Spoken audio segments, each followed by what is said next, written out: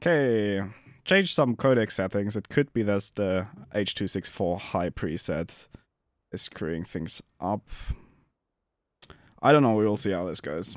If this doesn't fix it, I'm really out of ideas how to fix it. Meanwhile, let's go over the roster. We have from TAW, Squirrels, Cinec, Redcore 6, Petkov, Darkside Rob, and Alphenroe. They are flying with 4 F-15s and 2 J-11s.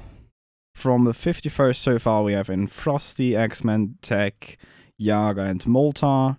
Malta is the only one not to fly the J-11. The others are all flying the J-11, and we're waiting for the 6th guy on the 51st side.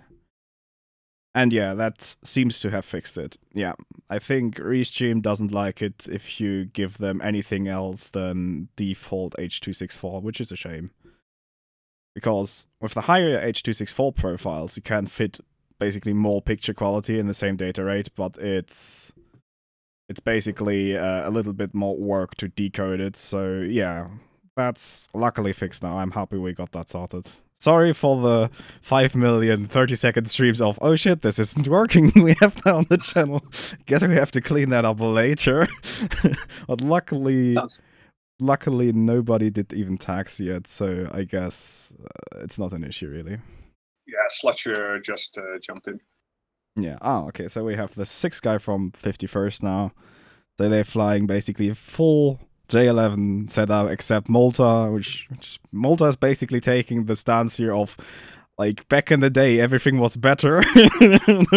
Vanilla flanker B, best flanker B.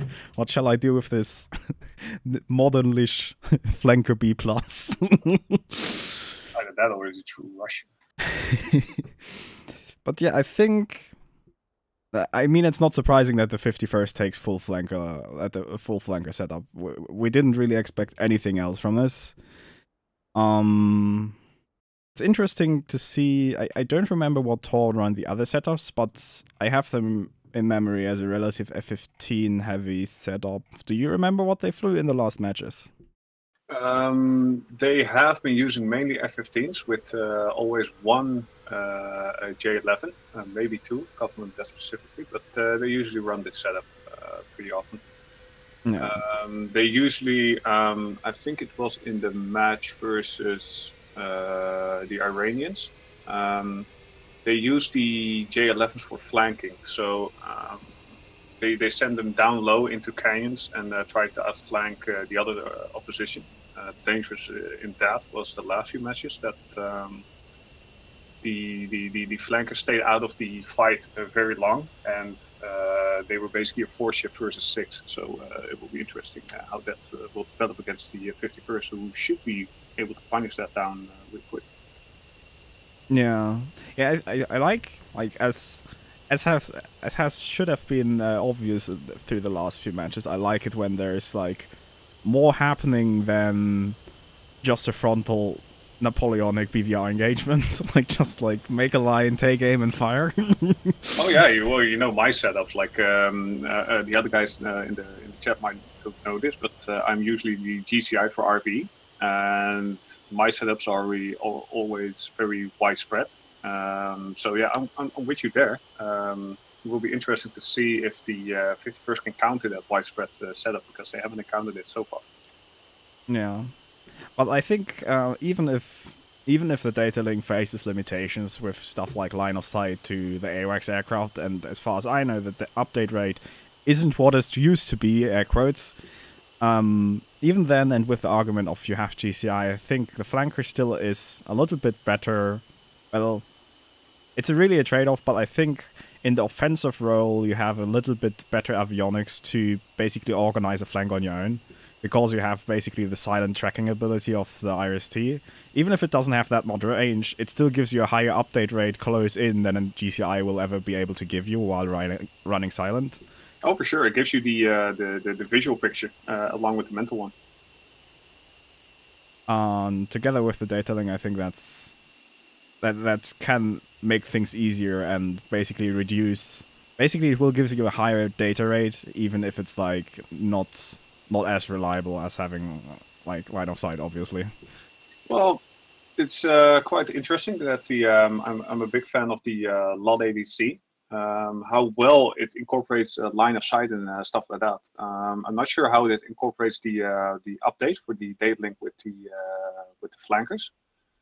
But from what I found in the matches is that once they go down low in the hills, ground clutter actually comes into effect, or it's actually only line of sight. But sometimes I was totally blind on what was happening.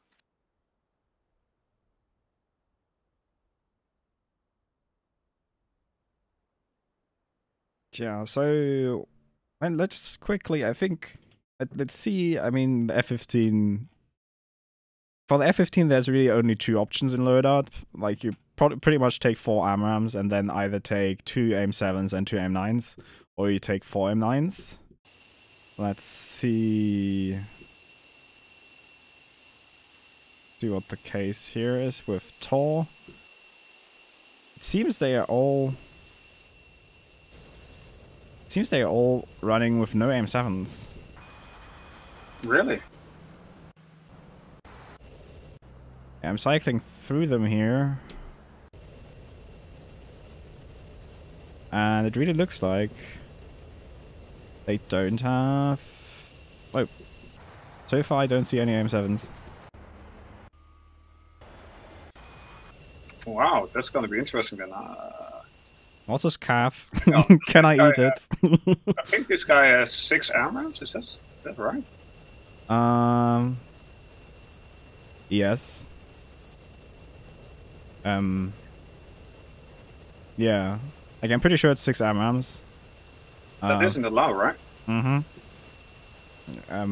We shall drop them a message, I guess. Yeah.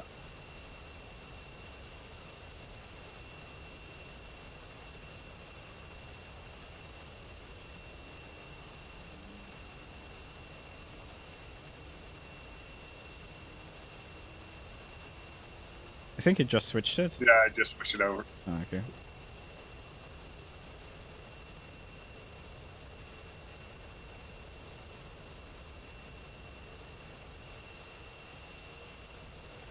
Yeah, it's like I've reviewed all the tech views from the both 51st and TAW over the last 2 days. It's quite interesting to see the tactics involving the flanker, especially using the ETs in time fashion. Like, do we use them at the start or do we wait and use them later on? Because the factor with the ETs will always be like further down the match, or in engagement you are, the SA decreases, so they'll be more lethal. But if you're already dead before you use them, there's no point of bringing them. Yeah, it's basically the same as with countermeasures. Like, there's no real use to die with like 30 flares still on board. Rather die with no flares on board than like have flares while you die or something like that. Yeah. Yeah, I think especially with like the air quotes better teams, using the ETs later is favorable, because early on, I don't know, if you break, you should just throw a few flares outside the window. Well, in the beginning, the separation will be too big anyway for the missiles to catch up most of the time. So, and both teams have good discipline and early on, like firing, going cold, and being supportive of each other. So I don't see the ETs or any missile, for that matter, having an effect in the first 2 minutes of the fight. Just while we're at it, let's check what the 2 sides J11s have loaded. Of course, that's usually...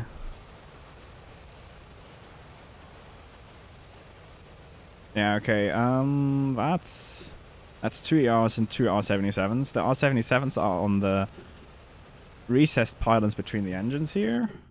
So basically, the question is, which one do you want to get rid of first? Because the ones you want to get rid of first, you probably should put on the engines, because these stations are so draggy. So you want to get rid of them relatively soon. Yeah, the second TAW guy Petco also has the R77s, 2 of them in between the engine nacelles. Let's check what 51st has chosen here. Yeah, they have them underneath the center stations. Tech or not the center, under the engines. Yeah, Tech has them under the engines, but not all of them. Yaga has them between the engines. They all carry 2 so far from what I see. Moltar has no R77s, R77s because he flies the vanilla flanker. Frosty has 1 R77 only. I think that's actually probably the choice I would take, because R77 is really, really close range, so you're probably going to fire it pretty late. Slutcher actually has a full ER loadout, still has the J11. And yeah, X-Man has also a full ER loadout with no R77s. And we have a match going to follow TAW on the first takeoff, if I make it in time. And then on the next one, going to follow the 51st. Well, the R77s, I personally, I'd save them until the last bit of the fight, because they're so short range. But they maneuver really well. That's why they're so short range. So once you get in close and run dry on missiles, it would be very interesting to see that the R77 just takes all the kills because actives.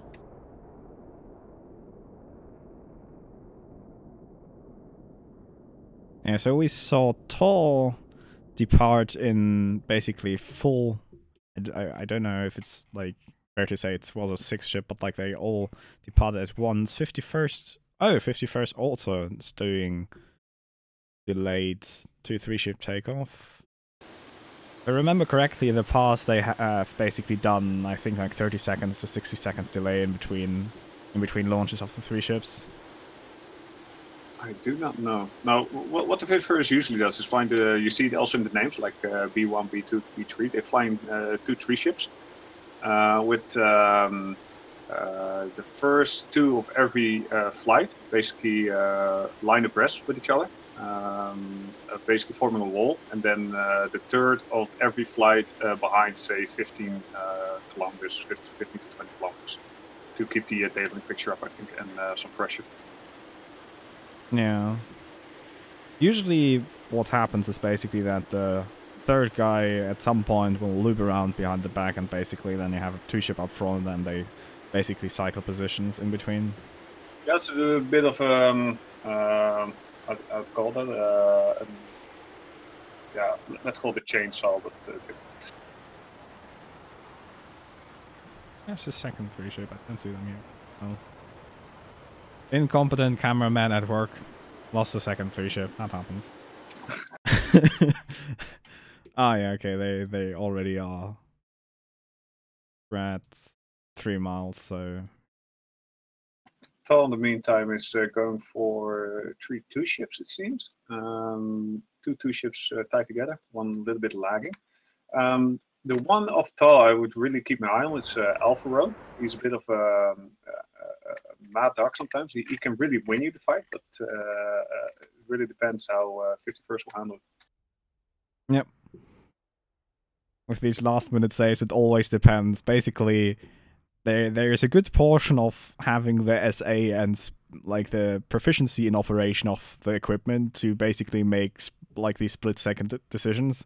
But you also have to basically throw the dice and hope you roll a good number. Yeah, well, it's always interesting to see, like in air combat, the danger of getting closer, I'd say, is not locking the guy who's closest to you, but the one just behind that, and thinking he's the guy close to you when the GCI calls you, like he's there, and you think you have him, but you don't. That's what gets most people killed. Yeah.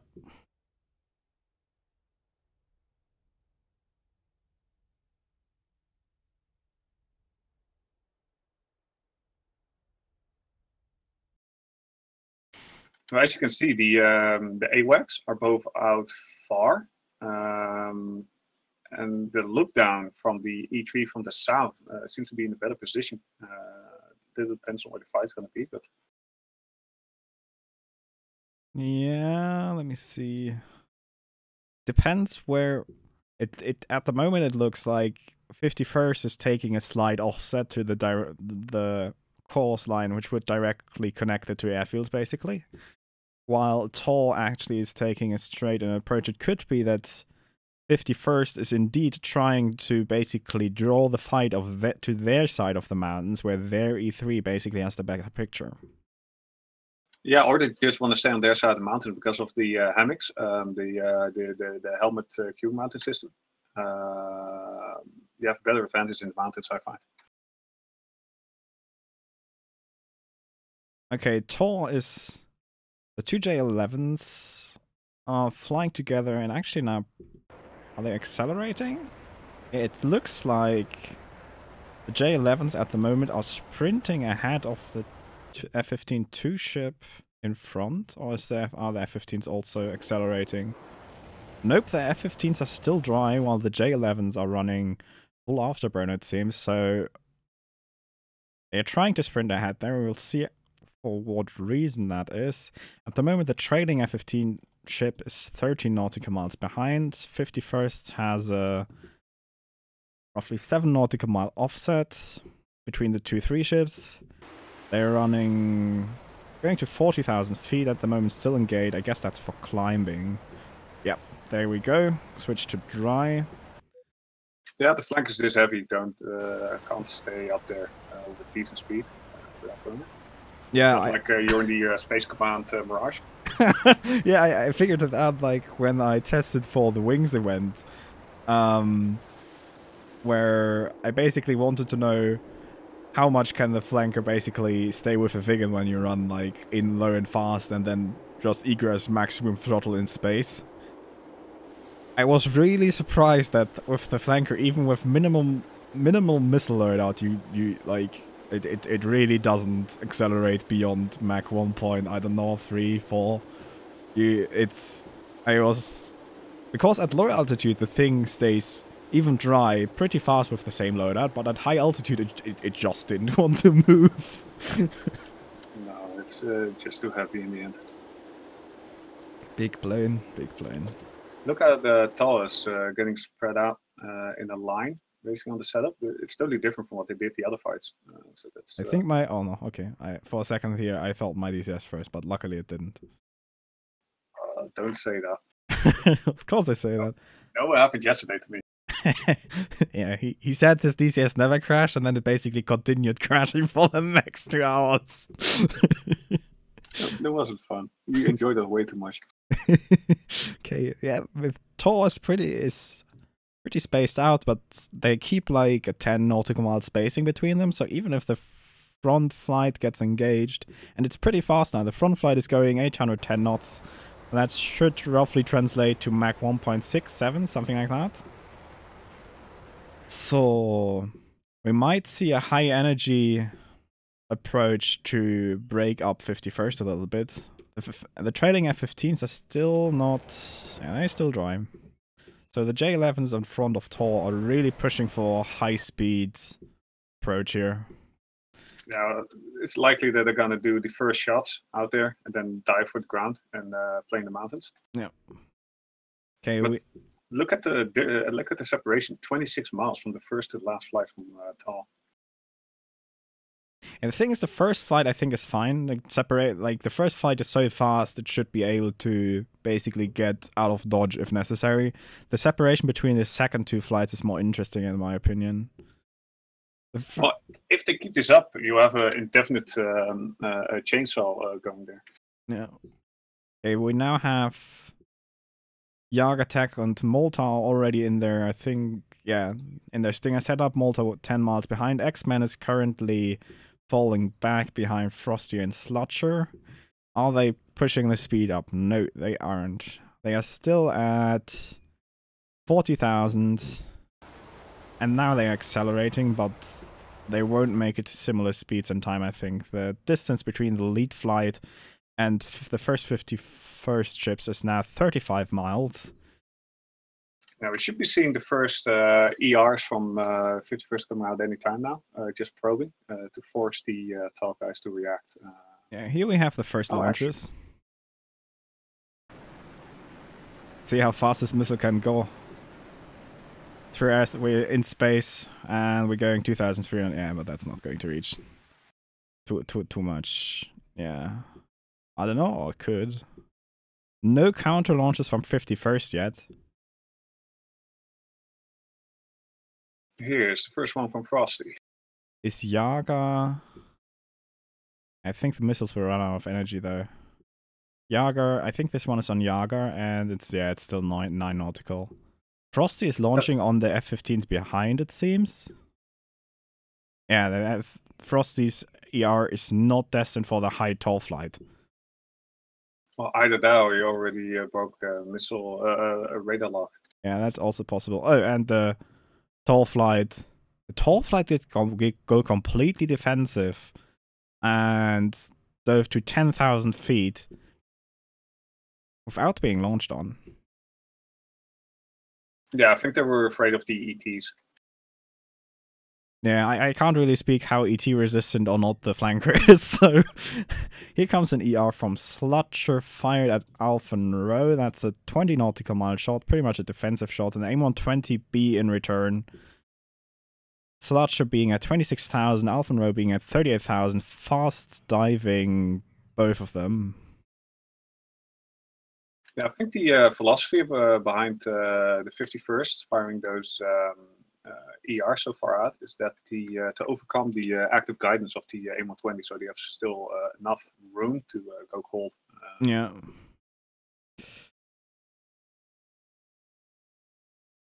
Are we missing one? Malta disconnected. That's not good. I was just about to say, like, we somehow lost one of the 51st guys without us noticing. But I think that, that was a disconnect. That's very unfortunate. We'll see. Yeah, he was behind. He should be line abreast with X-Men right about now, but yeah, he's out. But yeah, the 51st is staying north of the mountain ridge. So let's see how the terrain is there.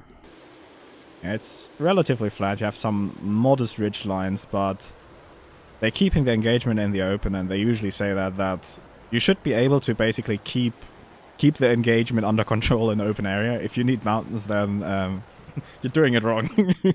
And I kind of tend to agree with that. From Squirrels, from down low. The J11's on down low, and he shot an ET at X-Men. So hopefully you'll see that one. X-Men is in a vertical break. No flares though yet.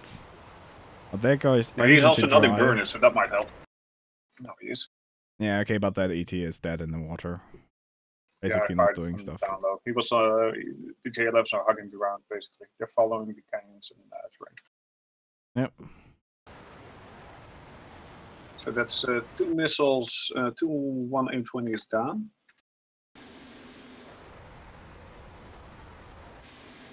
But you can see both sides very coordinated, very safe at this point. The separation is still at least 15 miles, so they have to close it in a little bit to become dangerous.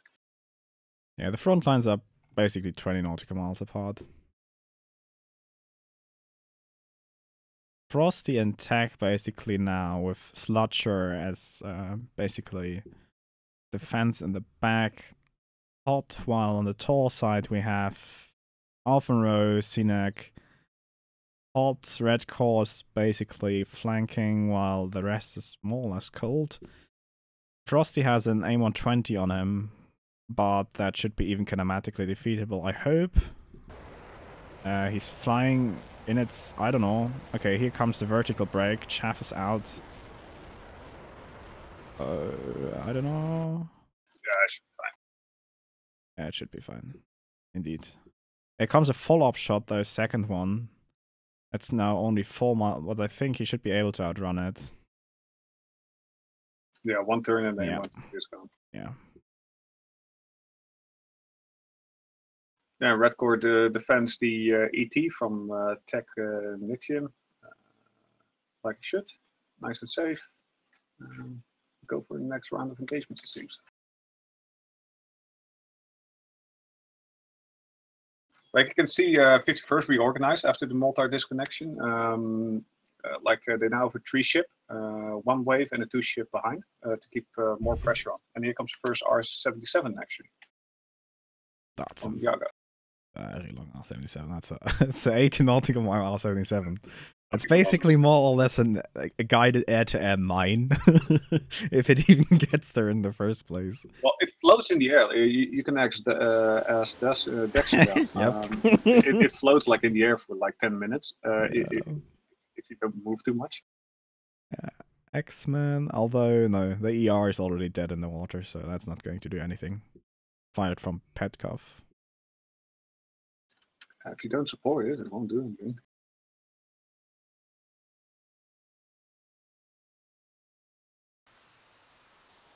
No, but so far as I expected, a lot of discipline for both sides. They're just probing, trying to drain a little bit of missiles. To be honest, I'm seeing not too many missiles from the 15s come out, so they should have a lot of M120s in spare. I mean, we can check that. Alphenroe has 2 M120s left, full aim 9. CNAC has 2 M120s, 4 M9s. Red Core has 2 M120s, no, 3, I think that was. Hang on, we got an ET at Frosty. Is he going to defend that? Yes, yes. The second M120 here from 11 miles though, that should be draggable. Frosty is not too fast, but he's at 10,000 feet, so the missile will run out of energy pretty quickly.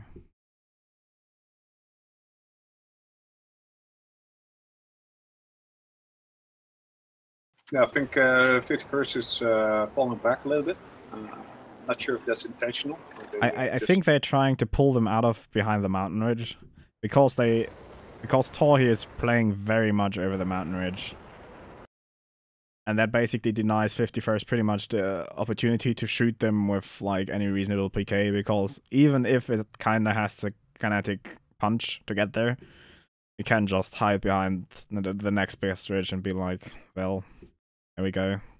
AIM-120 versus ET engagement between X-Man and Red Cross 6 at 10 miles. Red Cross 6 fast diving from 16,000. X-Men diving from 20,000. Both cold now. Both missiles gonna run out of energy. I don't think they're gonna. Although X-Men might be in more trouble than Red Core, but I think that's that missile's not doing much. We now have a pretty big push with a full pretty dense 4 nautical mile lateral spread push of a 4-ship with Red Core 6 and Petco with the J11. No, it's not. Okay, whatever. Forget what I said. But yeah, they have pretty good push here. 51st, 3 hot, 2 cold. Distance closing 13 miles now between the front lines. Pretty much, yep.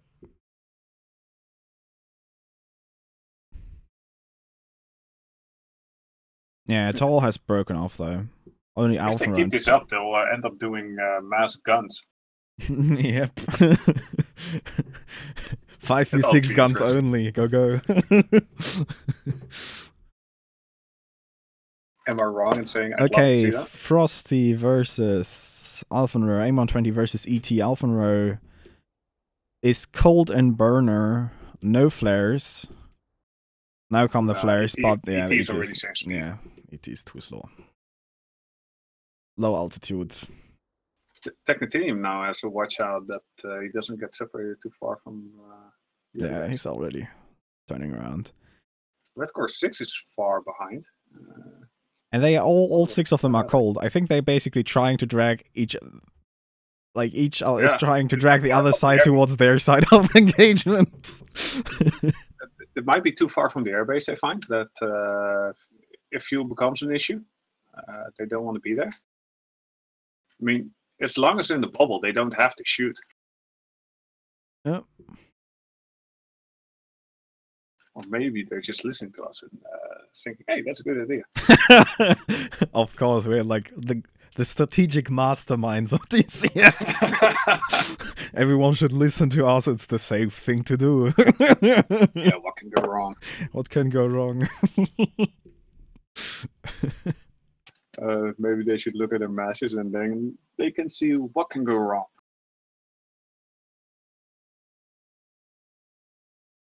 So here now 51st is chasing them into the mountains. And will they continue? What's their altitudes? Red Call 26,000, Dark Side Rob 24,000. They're all pretty high. Squirrels also 20,000 climbing. Alphenroe 15,000. Sinek 33,000. Petkov low but climbing. Technitinium is 8 nautical miles behind him. Has Tech closure? No. No, Tech doesn't have closure. And Tech is also turning around. Tech is basically low climbing now. It's 8,000. Yaga 19,000 climbing. Slutcher 30,000 also climbing. Frosty 16,000 climbing. X-Men 21,000 climbing. Yeah, Tech is actually now flanking to the west. I think he wants to use that peak and dive into the canyon without GTI seeing it. But, I'm not sure if that's good. Yeah, he is line of sight covered from the AMAX, I'm pretty sure, but he's now running back north, if I'm not mistaken. Yep. Yes, yes. Okay, we have an engagement Yaga versus Darkside Rob at 11 miles, R77 versus AIM-9, okay. Darkside Rob 20,000 diving. That's a bit optimistic for both sides, to be honest. Well, the AIM-9 shots can be, like, people tend to miss short-range heaters, and the AIM-9 is not that bad head-on, to be honest, if the other side doesn't react to it. But, I found that out yesterday, the short-range heaters. Yep. I was chasing down a friendly mixed in with a bandit on a 6, and the bandit was actively shooting at him. And I'm coming in from his 9, and they make a full circle. And in the meantime, he shoots an ET at me in the blind. Okay, so basically the engagement area has shifted south, I would say roughly 25 miles now. TAW is still staying a good bit apart from the J11. No, they are actually relatively low now. Yeah, they're gonna use the mountains. But Sinek is pretty high. Sinek has... Well, it is logical. Like, you have the F-15s with the AMRAAMs, shoot them from up high, because the AMRAAMs benefit so much from that. And have the J11s do sneaky stuff in the mountains. For the altitude separation, the radar might miss one. Yaga and Tech, it seems, are basically the low elements, so we now see a altitude separation for 51st, where Slutcher, X-Man, and Frosty are staying high, while Yaga and Tech are pretty much kinda neb off the earthing. Not really neb off the earth, but contour flying. Do we know exactly where the bubble is? I think in the briefing there's a picture. Yeah, the second one has the picture. Second picture in the briefing. Ah. The bubble in this setup is, I think, 10 kilometers bigger in radius, something. Yeah, just wondering if they how much they can run tall that is. Frontline really getting a lot closer now. We now see 10 nautical miles between them, and we basically gonna see the reverse situation where TAW is going to the southern side of the mountains, while 51st has to come over the ridgelines. Meanwhile, Yaga and Tech are both hidden in these canyons. Frosty versus... Let me switch the map type here. Yeah, that's better. Alphenroe, 14,000 Frosty. Yeah, okay, but shot isn't supported anymore. Yeah, this is really getting pretty close.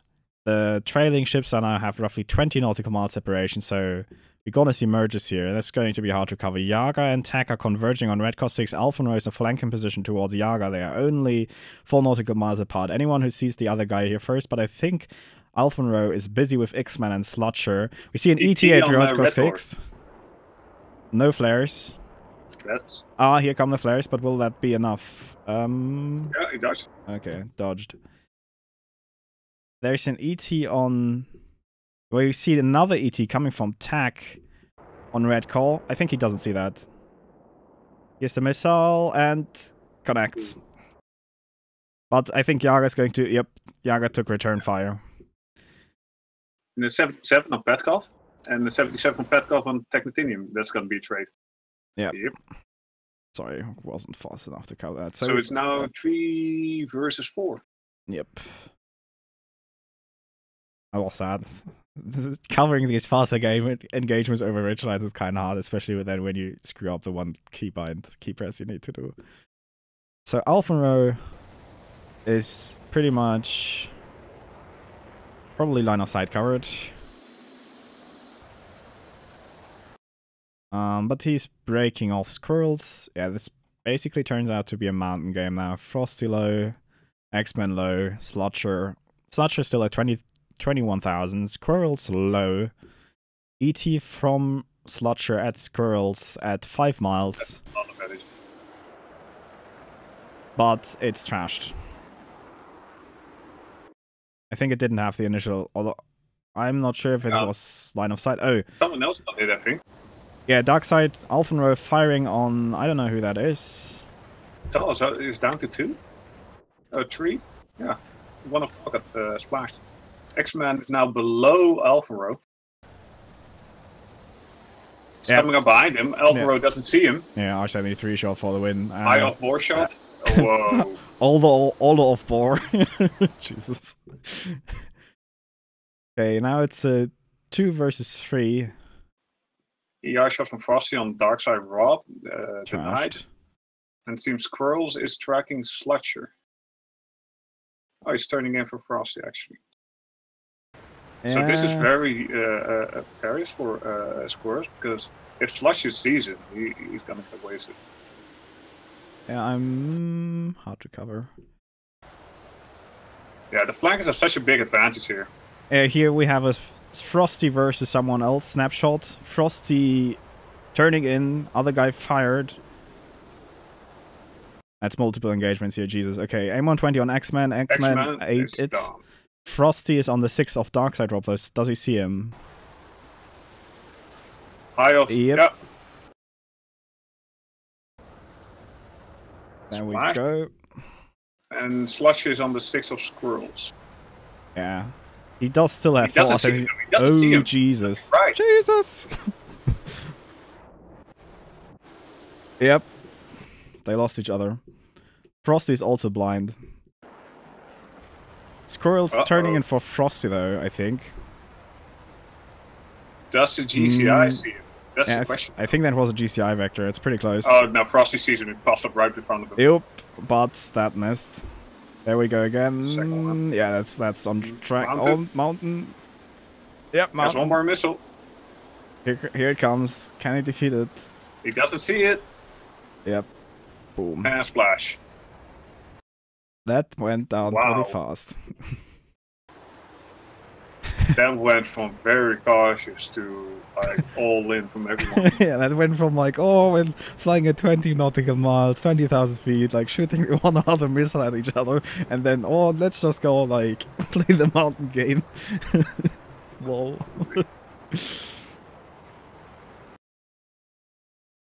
Gotta say though that 51st pretty much lost the guy instantly, like at the start. So keeping it up 5v6 in that organized manner was pretty good. Oh yeah, that's very nice. The fight lasted for 35 minutes, or the airborne 35 minutes. Will they have enough fuel to go well? No. Because they've been flying this low with burners on. They have 90 nautical miles to go. And they are both basically at 13 and 15,000. Yeah, 95 RPM. Yeah, they should be fine. But that devolved so fast, it was impossible to keep up with. Yeah, it's really hard to basically get at least catch the people dying. Well, did the trade Tech and Yaga did with the 2 from TAW? I can't remember who it were, but Was the trade worth it for 51st to get the numbers down to 3 versus 4? Is it better for him, or it doesn't really matter? I would say if you're playing the mountain game, which is like inherently risky, and you are at a number disadvantage, like a small one, like one guy in behind, then I think trades are still a viable option. Like, they're not optimal, of course, but you reduce the complexity of the SA picture you need in your head considerably by, like, taking basically 4 aircraft, like, because you also have to keep track of what is on your own side. So, if you can reduce the complexity of the picture by 4 aircraft, I think for the mountain game that can be advantageous. Because you're already one guy in behind, like, basically down. Then you have to... Basically, you don't have the luxury anymore of playing it more conservatively, I think. And taking something kind of risky like trades is, I think, not entirely bad, at least. Quite diplomatic of you. Meanwhile, the chat is going full pirate on us. Why? What? I don't know.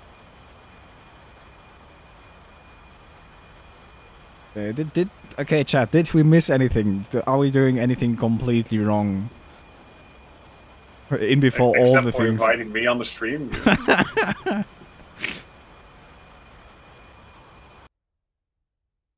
Yeah. Sludge is super cruising. Well, not super cruising, like we're, I think, barely Mach 1, and super cruising is defined as useful stores, like combat value is existent. Although we're not super cruising anymore. But that's what I see many people say, oh, the F-15 can super cruise, this is so buggy, and I'm like, no, like, most modern thingies can go barely supersonic at full dry, basically, if you make them completely clean. So not much wrong with this. Frosty running 94% RPM and Sludger running 92, so I think they're still pretty good on fuel. 2,000 feet, and they have to fly another 56 miles. They're getting close to a climbing range. Yeah, the thing is, if you're basically low on fuel, it wouldn't make much sense to basically be operating right at maximum transonic drag. I think they just want to go at home and not basically prolong the entire thing unnecessarily. Because otherwise they would be flying pretty fuel inefficient for not having the fuel to do this. So, yeah. And he's not dropping his missiles, so I think he's more than fine. Yeah. Or he's just being a good communist and taking home, so he could be used. As Lazy said, like, I think it's a reference from some film, I don't know. Basically, like, here's an ET. If your comrade dies, you take his ET. Like, basically that. So, hang on, did one of the 51st just disconnect? Yes. Yes. Either they conferenced in TeamSpeak that they don't need your RTB, or Sludge did get disconnected, or Frosty is so good on fuel that, I don't know. Could be a number of things. I'm not quite sure which it actually is. Well, this could get interesting. Nah, I think that's pretty much. I'm trying to build up tension. Come on, work with me. Mm-hmm.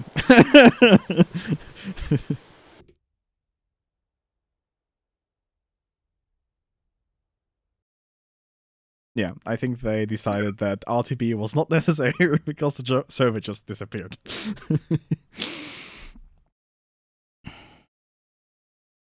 So, well, there goes my theory. So, first round goes to 51st. Let me change the scoreboard here. That's the wrong thing. I'm such a pro streamer. Except not. It's really, the thing is, technically, like on a technical level, the things are not that hard, but doing them smooth without basically letting the viewer know it's happening, it's like not quite simple. I don't know. I'm just usually the viewer. Here's the score. I must say, Malto has been doing a great job with the stream the last few weeks. Yes, indeed. But he's also like investing in quite a shitload of time. Like Malta really does a lot of work to make, to basically the usual 80-20 rule. You get the first 80% for 20% of the work and the last 20% for 80% of the work. And basically Malta is doing all the 80%, all of them. Sounds painful. Yes, it is painful. Server's already up again? What? This is some unprecedented efficiency.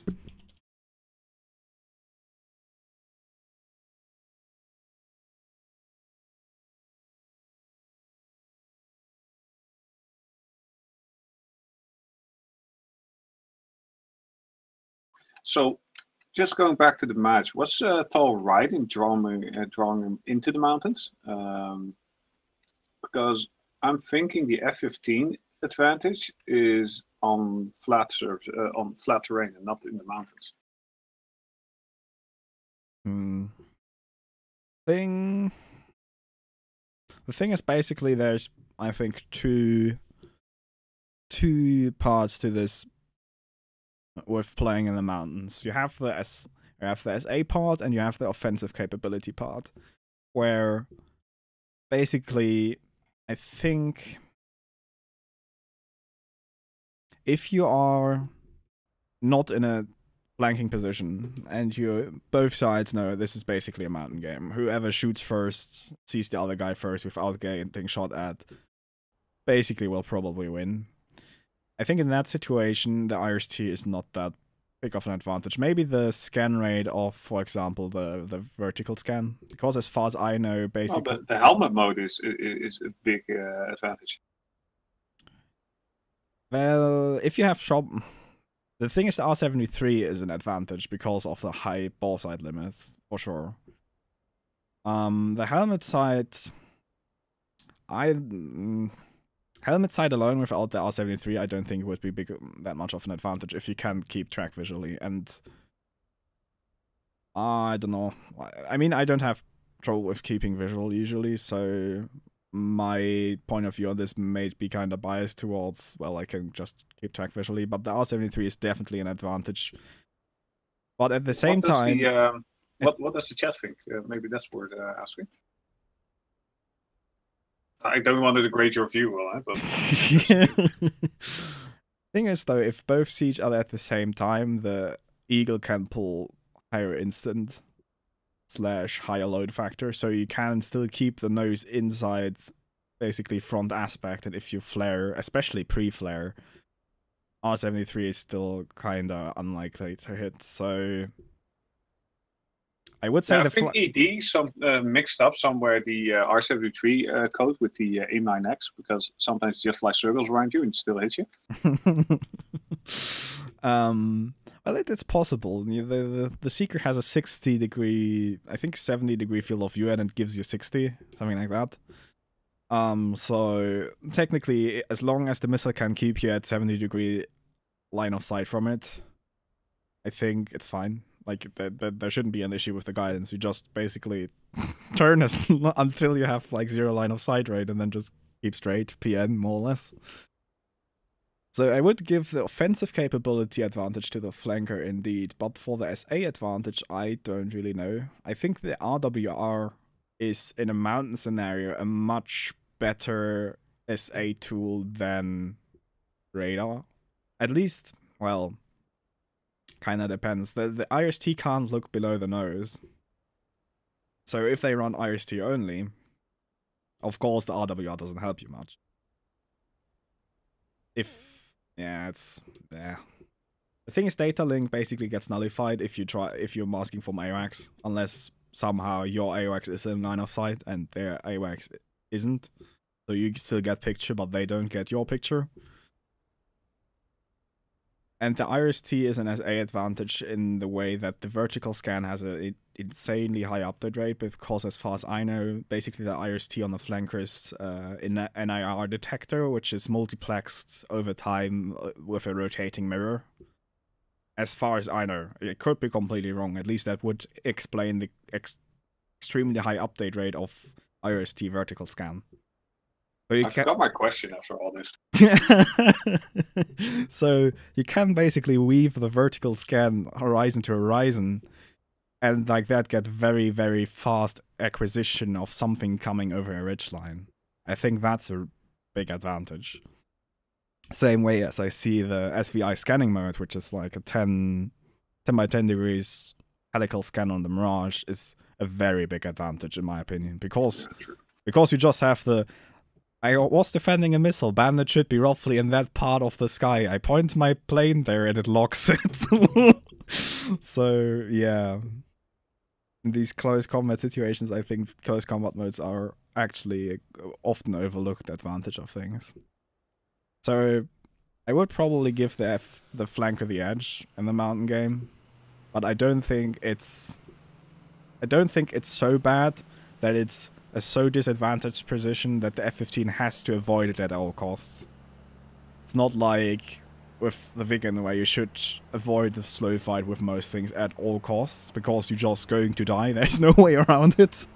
With the F-15, you still have one or two things, especially head-on M61 snapshots, that kinda balance the playing field, but overall the flanker has definitely a few trump cards. And we have one disconnect. No, we just have a reslot. Sorry, what happened? I did talk a whole lot about things. Oh yeah, I phased out. I went to my happy place and, like halfway through. Yeah. Meanwhile, AWACS is flying. I heard Viggen somewhere in there, and I went like, nope, this is not happening.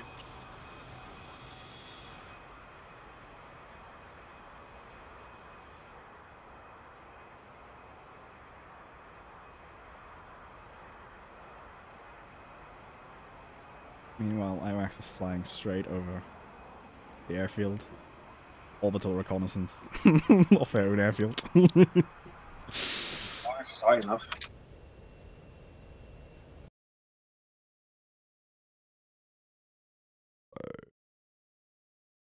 Same. Volta just disconnect again?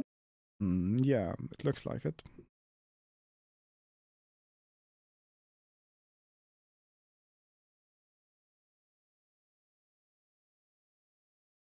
Ping is fine though. So I would expect it's actually disconnecting and not the... That's the right next to the server. I'm not quite sure. I'm not sure if they host that in the same data center as the 104th. I know he lives quite close to the 104th server data center. Well, it's in the US for sure, looking at the pings, but... Yeah, so we have same people flying by the looks of it yet. Yeah.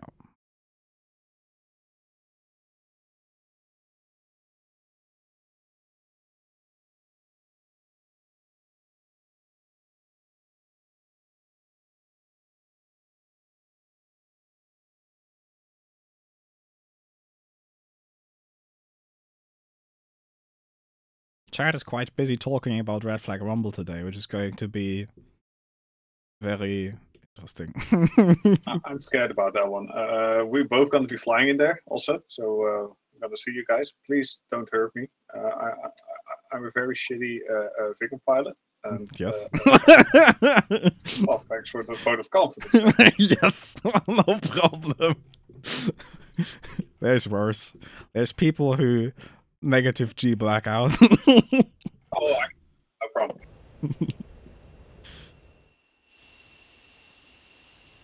Well, I'm not sure if these guys are on our side or the or they're flying the MiGs or anything, but Mustang, as far as I remember, is going to fly AV-8B, but Commie is far. Is Commie flying MiG-21? I'm Would have to check the roster.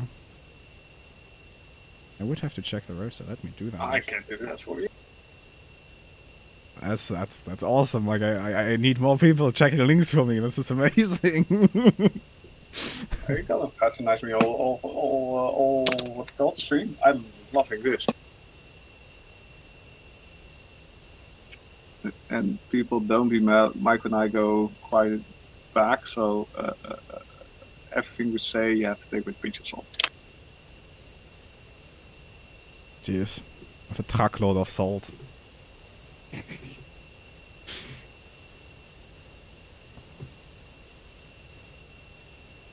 Basically, always when people tell me I get salty, I just tell them that I'm basically running on a molten salt reactor, and that's quite normal. No, it isn't. Yes, it absolutely is. Let's see, we're flying against Comey, for sure. It seems Mustang is indeed in the Harrier. That Trigger seems to be flying the F5. Comey is also flying the F5, by the way.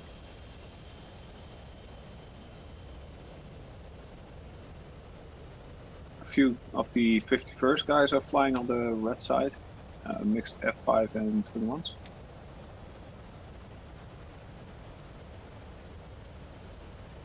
Yeah, it's going to be interesting. Like last time we had an event of that kind, basically I think something like 70% of, maybe not 70, but a lot of people basically died in the first big face-off. Well, basically, the number, like, I mean, usually during red flags, and it makes sense from a mathematical standpoint of view, basically you have more people flying, so people die faster because more people are getting shot at, obviously. But I think we had a higher rate of attrition than usual in the red flags with the third gen stuff. Because well, we have one issue though. Anyone who hasn't signed up yet, go blue. We need more pilots. Yeah, indeed. We need more vegan or AV8B pilots. Even if you're just bait, that works as well. Like me.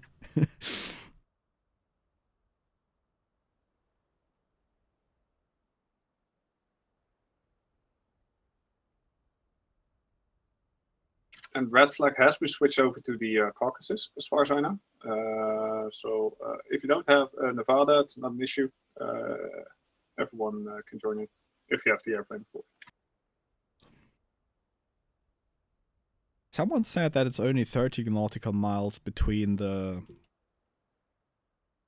and the airports this time. Let me see. Did we actually get an update on which city versus which city it's going? Well, airport, which usually means city. Making assumptions, trademark. Do we have a map yet?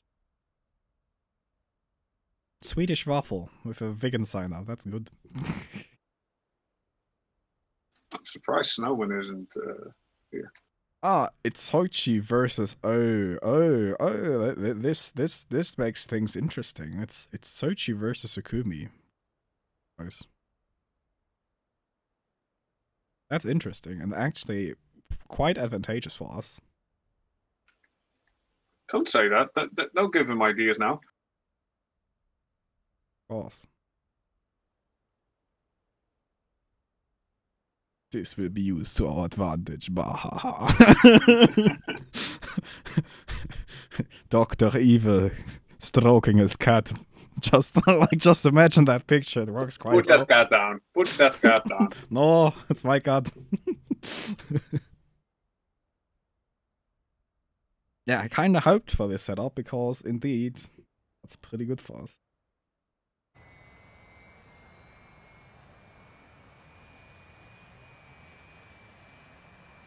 It's fine.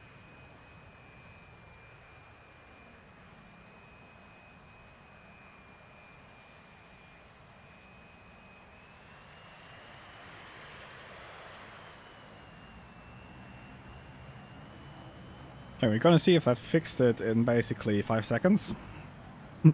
Well, the planes are still taxiing, so we're not on rush. Okay, it's not dropping frames. No, it's dropping frames. Yeah, it's dropping frames badly. Why is it doing this? There's literally... Okay, hopefully this fixes it.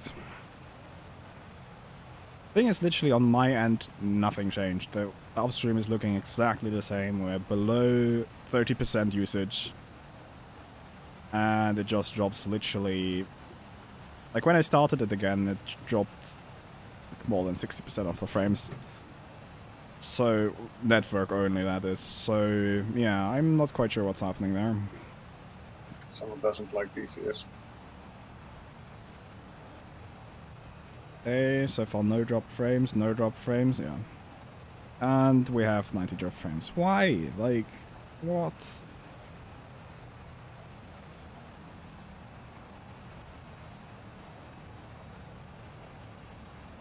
Yeah, I have no bloody idea. It's dropping 50% off the frames. Like, we had that before, once during the stream for like 20 seconds. Yeah, there's not much I can do here, pretty much.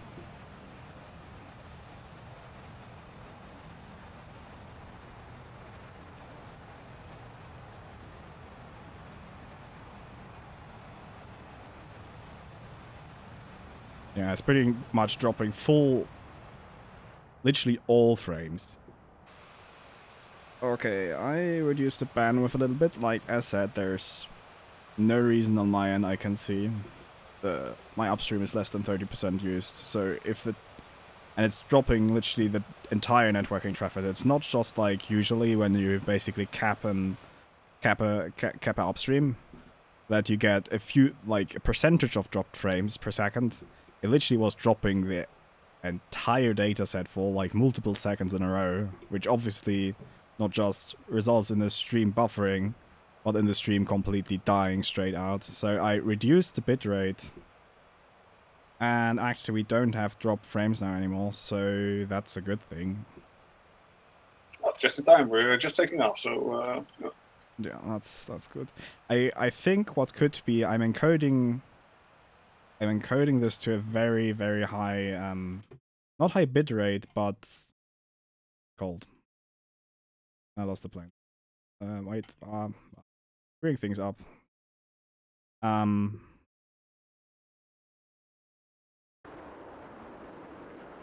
That's the wrong aircraft. I said I will cover the 51st takeoff, and now I selected the wrong aircraft. I guess that happens. But yeah, I'm basically encoding them with a pretty high encoding standard, so the data gets relatively complex. So I think basically at some point, at some certain complexity of decoding, Restream just caps it and basically rejects it. That would explain why this fixed it, I guess. well, it seems everyone from the 51st got airborne all right. How's TAW? Yeah. So sorry for that again. It's, yeah. That's really the problem with Restream.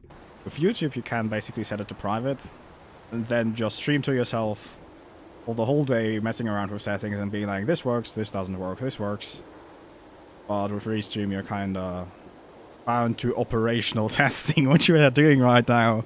And I would say we have achieved initial operational capability once again. Fine. It's fine.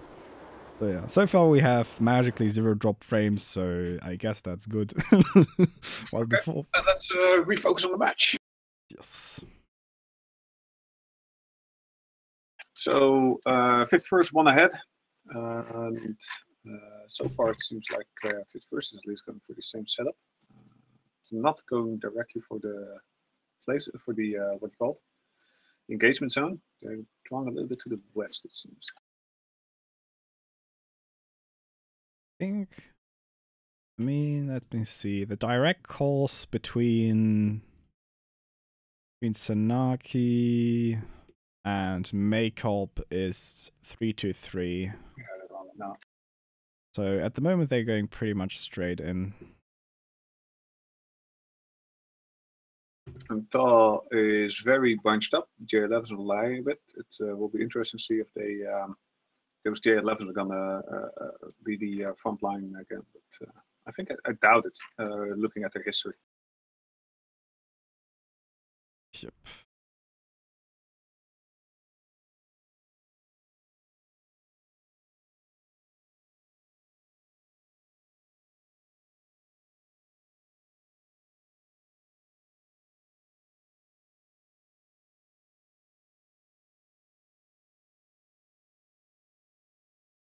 So, do we see, the question is, will we see again from TAW the J11s up high sprinting? So far they don't.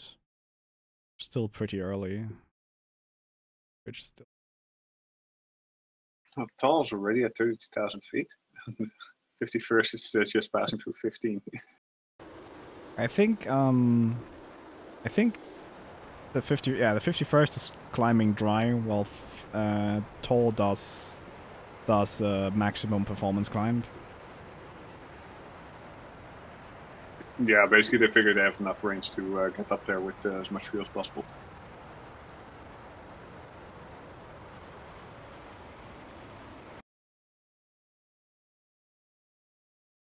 It's very like while we sit here and wait and talk about climb profiles, it's actually quite interesting.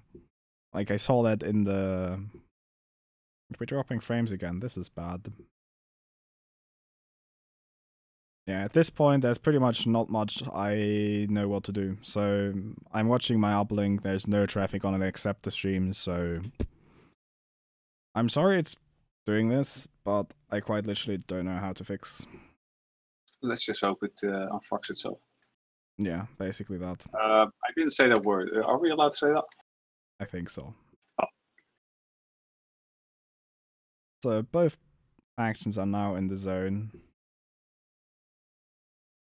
And distance between the teams is 107 miles. I would actually say that, well, the angle between the direct course line and the 51st course is kind of minimal. So I think they're pretty much both going for a straight-in approach this time. 51st is meantime offsetting. I'm looking at the chat and a terrible glider pilot says trial by fire from your testing. It's just a test by Malta to make sure you can handle the big chair. If so, Malta is a jerk. Well, thing is, I'm not going to reiterate what I think about this issue again, because at this point I have depleted my options to fix pretty much. I've switched across 4 different Ingest servers, which have randomly either dropped or not dropped traffic with the same settings. And now it's stopped again. Well, the data rate is exactly the same, my link is exactly the same. So yeah, I'm just gonna focus on the match. As said, I'm recording it in the background. In case this is completely unwatchable afterwards, we will just upload it as a static video and live with that. Sounds like a plan. So we now have a separation of 80 miles between the teams. 51st again in this time. I think the spread between them is slightly smaller at 4 miles. I think last time it was like 4 to 7. Yeah, it's very confident matches. TAW is pretty much doing 500 knots, and 51st is doing 500 as well, pretty much. So we will see an engagement pretty much like the middle of the engagement at 40 miles, which puts it pretty much directly over the ridge line of the first mountains coming from the seaside. It seems like the TAW is going for a 4-ship, and the ship to the J11's being off from the 4-ship. But will they develop into a full frontal wall? They did it in 2 of their rounds in the previous matches. But if they stay this close together, it should be really hard to sort them out, especially if they have the Germans on. Yep, indeed.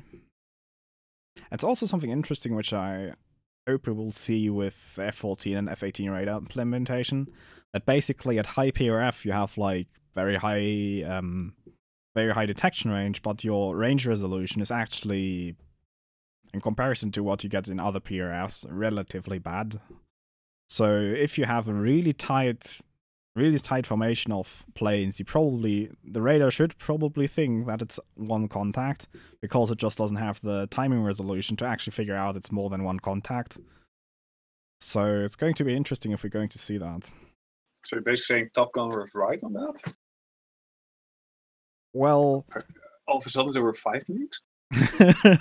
Basically, if they fly close enough together, and I mean like really close, like more or less Blue Angels type of close, it should work. Depending on how, like, I mean, modern radars obviously have the computing capability to just be like, okay, we have here, especially with non-cooperative target identification. You probably can count the engines or something over time. So better means to obviously discern things, but the range resolution on all the radar systems and high PRF is kinda not that good. So you could indeed have that basically the digitalization throws it into the same range bucket and classifies it as one target. That can happen indeed. Okay, in the meantime, TAW is still sticking together. Separation is 40 miles from the frontal wall the 51st has created, as we've seen from them many times before, with the two ship behind, this time Rage and X-Man. Yep. And Malta is not flying. I think he has a stability problem, so I think they changed Malta out for Rage. Yeah, that's indeed true. I didn't notice that. Good, I have you. Oh. You get Medal of Soviet Union later. Some medal. There's for sure one for pointing out important things during streaming. Hey, one per stream is my max. Okay. Yeah, we have a very dense, like, that's 0.75 miles naturally, and 1 mile. First ER from TAWs. And we see defensive ER shots coming from TAW, sorted on Frosty and Sludger in the north. Both 23 miles. Yeah, both now putting on a slight dive. Jager, Frosty, and Sludger firing in return, also defensive ER shots. More ERs coming from TAW. Technotinium is firing ET right in the middle of that big group. They're now all spreading out, it seems. But we actually already have a way denser packing than the last match. We see 50 now, 12 nautical miles between the most extended elements of both groups. That's in like 15 seconds time, 9 missiles fired. It's like... ET? Whoa, Alpha gonna get hit. I think he's gonna get hit. No, it passed him. Like it wasn't tracking him. I'm pretty sure. I don't know. I'm not sure. It flew right past him. I was in F2 and I literally saw the missile fly by. Okay, well the what's called the map set 2,000 feet lower. Yeah, maybe it was. The ET nowadays has basically, if you don't have a tone, you can fire it, and it will go basically bearing only launch. And it could very well be it was targeted at him, but basically the Seeker didn't find it because it looked too low. Seems like the tall J11s are splitting off and trying to flank in that canyon up to the north. They're trying to sneak out, and while the 4-ship F-15s keeps the 51st busy. Yeah, that's actually a good point. There is pretty good valleys to do horizontal flanks in this area of the map. Where is the AWACS currently? TAW has been doing this quite often. Like the J11s get separated off, but in my opinion, they sometimes stay out of the fight too long. But if it works, it could be genius. Yeah. Currently, yeah, both sides should have pretty bad AWACS picture down low at the moment. Although I think the 51st has the slightly better picture. Because yeah, I think they're dragging because they lost those two J11s. I think they want them out of the mountains and know where they are. Yeah, their AOX has only 80 nautical miles down, so pretty steep angle. TAW's AOX has like 120 nautical miles to the engagement, so the look down angle. Oh, this is close. X-Men is turning hot, very close. Yaga as 10 well. miles. Yaga is basically close to merge at 6 miles. A120 coming on Frosty, that's going to be dangerous. Yaga, the 120 could be. Yep. Yeah, there goes Yaga. And Frosty at the same time, so 2 down from 51st. But here we see, I think, this ET, nope. Yeah, he flared. Defeated that by place, I think. So we now see actually a 4 versus 4. Disfavoring 51st. They lost 2 people there really fast. And now the J11's coming into play. Yeah, and they're keeping this fight relatively close. Like, this is all within 10 nautical miles. Very different. Last match, it doesn't have enough. Yeah, very different dynamic from last match. Last match we saw a very long BVR standoff, while this time we see Pretty close fight. I think TAC is here in the valley. Going to merge with someone off his nose. The question is, does he see him early enough? I think he's still guys terrain hunting masked. him, so that could be iffy. Yeah, he's very, very extended. He's very old. I think Ray should turn in to support him, but depends on the GCI if he makes that call or not. Like, Sinek, if he doesn't see him, Tech can get away. Yeah, they are blind. Oh, this could get interesting. Tech isn't blind though. Or is he? I think he is. No, he's turning. Nope, he's blind. Holy. Show him one mountain and they'll get this. Nope, the F-15 is not blind though. I think, no. 77 on Slutcher with ER behind. ET on Petkov in the meantime. If he keeps hot, he's pretty much dead. ET didn't track. Slutcher is also fine. This. Oh my god. What? Whoa. Slutchers. And Tech is launched on as well. They did overextend. Another 77 on Slutcher. ET on Petkov. ET doesn't track again. Nothing tracks. Wow. Tech on Gets running. Clear. Holy, that was very close aim line. Basically full formation. So we now see a 3v6. And Tech is basically... Yeah, he's basically dead, I would say. He can't stay M120. Jeez, and Rage under fire by ET.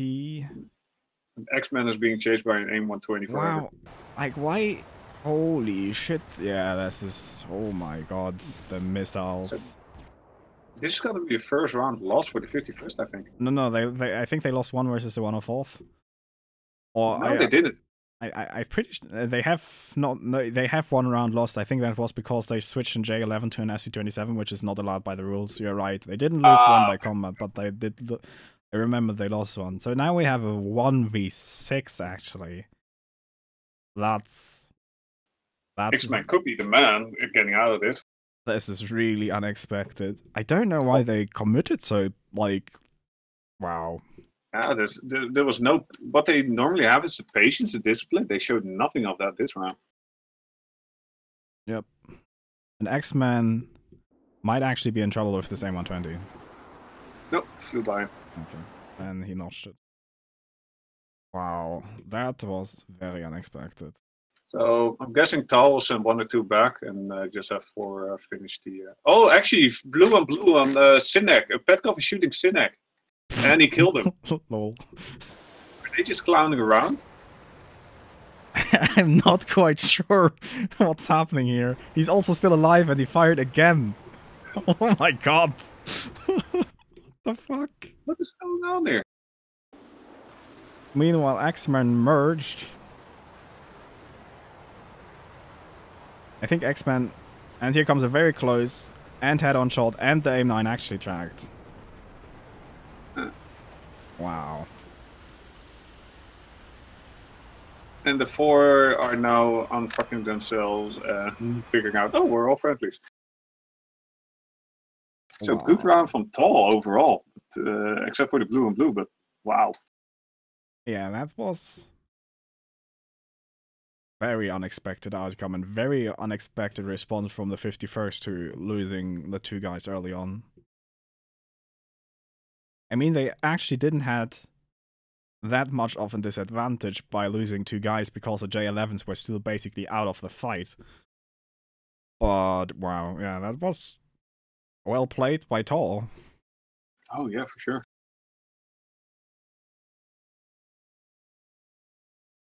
And so we're not gonna have a 3rd round. So that's good, I guess. More entertainment, more production value, as Lazy Seal would say. Also, stream is going stable. I shouldn't have said that. So I hope it stays that way. But going to be an interesting 3rd round because basically this round will decide who takes the lead in Group A. Because both TAW and 51st have not lost a single match this far.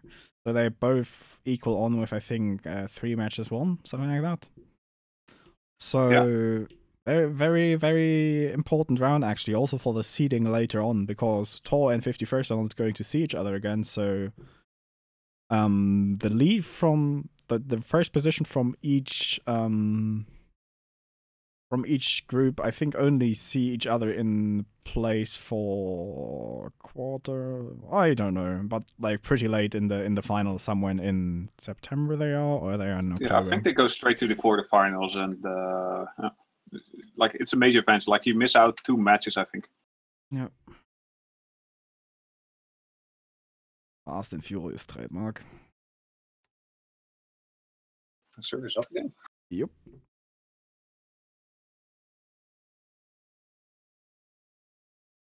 But again, TAW did an amazing job there, just disorganizing the 51st there. Like they broke them apart in like 30 seconds flat.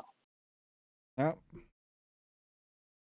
Maybe it was due to the way they clustered, and the 51st could do proper sorting to put the pressure on. Yeah, I think basically 51st wasn't able to sort who is going to put pressure on what. And basically, I think that could have been indeed a basically designation / communication bottleneck in terms of getting sorted who is doing what. And then they recommitted like really close, like 10 nautical miles, or like basically with TAW 10 nautical miles behind them. That was, yeah, pretty unexpected. But I mean, it happens pretty quickly, even if you usually have a good plan and stuff, trademark. And let me change the score here while I notice it's not updated yet. Things can go down south very quickly. Oh, surprise! DCS crashed. No. What a surprise. DCS would never do that. Never.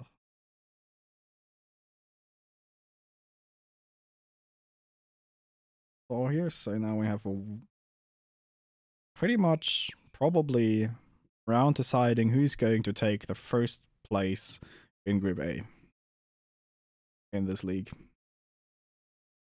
Because I think there's not enough matches actually for like whoever of the both teams wins this match, actually this round, which will win this match, gets the lead, and there's not. I think there's one more match at least. I think there's one. Yeah, there's one more match for each team at that point, and one would have to win while the other loses to actually pull even. I think they can't overtake each other anymore at that point. They could only draw even if the winner of this match loses the next match, and since they're both already basically taking the top spots within their group standings, it's kind of unlikely that one will lose. Unlikely, not impossible, but unlikely. So, quite possible that this round decides who's going to take the lead in the Group A standings. And I think my DCS also decided that it's not feeling like loading into the server. I think the server crashed halfway, like someone joined too fast. It wasn't me. The timer is stuck at 31 seconds. It wasn't me who started the World War. It wasn't me.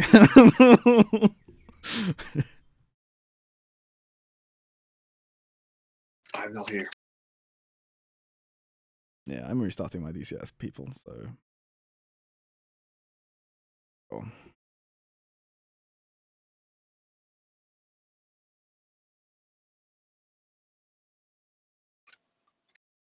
Oh, now everyone is in all of a sudden. It unfroze itself.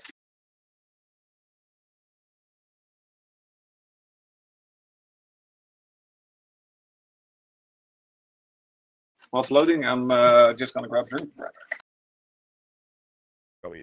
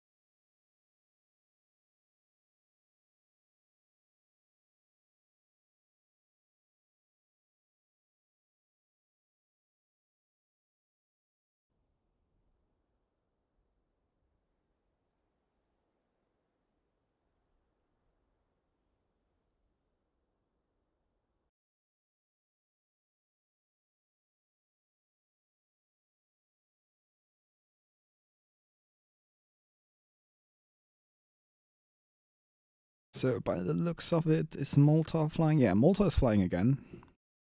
We have Malta, Jager, Tech, X-Men, Sludge again. Malta still in the flanker. The other 51st guy still in the J11s. TAW still flying 2 J11s, 5 15s. As by the rules, they need 2 because basically the first round chooses what hardware you're going to fly. Not which pilots, but which hardware you're going to fly. Darkside Rob, Alphenroe, Petkov, Redcore, 6 Cynic, and Squirrels. And I'm German, and I hope I didn't butcher it too much. So yeah, and this time we're actually going to follow the 51st and not just say it and mess it up like a complete noob again. Your channel. User left your channel. Wait, you're calling me noob? I go back and... No, like I said, we're actually going to follow the 51st takeoff this time and not just say it and then miss out like a complete noob, referencing myself. That's fine.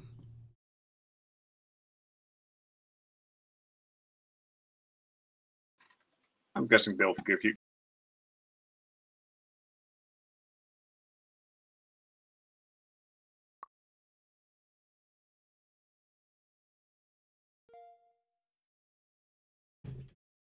I must say, looking at the E3 flying around, DCS does look awfully pretty these days.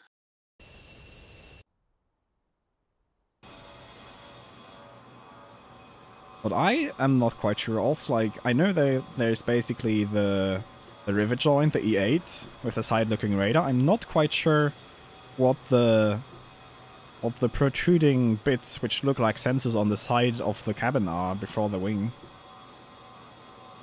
I'm kind of interested to know what they are. If anyone knows, shoot, because I'm not. I didn't dig into it yet, but I'm not quite sure what these. Like, there's these protruding parts on the left and right side of the fuselage with the 5 circular thingies and the forgot the word, rectangular thingy to the side. It looks like there's some antennas there, and I would guess it's some kind of side-looking array for synthetic aperture radar. But that's just a very wild guess, because I don't know what else it should be.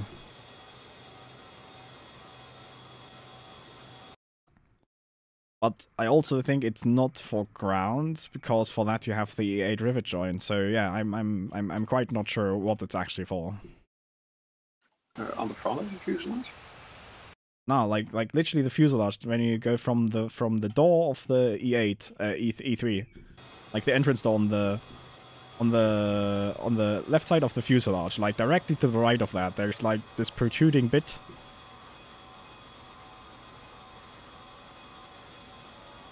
I don't see it. But like, you look at the door, which has like a yellow frame around it. Yeah. And like the bottom half of the door go directly to the right, and the fuselage isn't flat there. Like there's something there. Is there? Like, what? Do you really? What?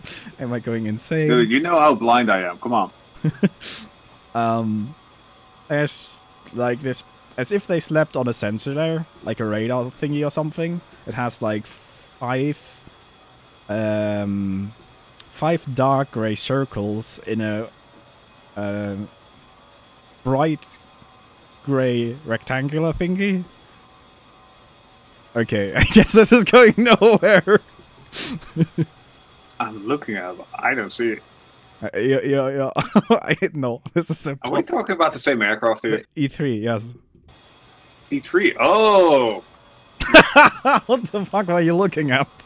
E8. Ah, yeah. Yeah, I was referencing the E8 because that's actually for like battlefield control and basically looking at tanks from afar with side-looking. I think it's side-looking. Not quite sure. I think it's side-looking. It's like a synthetic aperture radar array. That's why it's so long. So you get actually some good resolution. But yeah, I don't know what's that for on the E3. You can check like the stream. I have been looking at it for the last, I don't know, half century while trying to explain it to you. Oh, viewers must be entertained by that one. Yeah, probably. Riveting explanation. Lol. Well, it's the only low-res bit on the entire aircraft. That's actually a nice thing. Yeah. As I said, I'm not quite sure what that is, but I could imagine that the rectangular piece is the coverage for some emitting antenna. It could also be, what it also could be, is data link, like data link antennas. And basically multiple antennas for like multiple input-output. So you can keep up, but yeah, we're completely guessing at this point, so if anyone knows it, please tell me. Oh, I love your explanation, though. Yeah. I was quite not sure how you couldn't figure out what I meant while looking at it. Well, look at an E8 and you'll figure out where you're looking.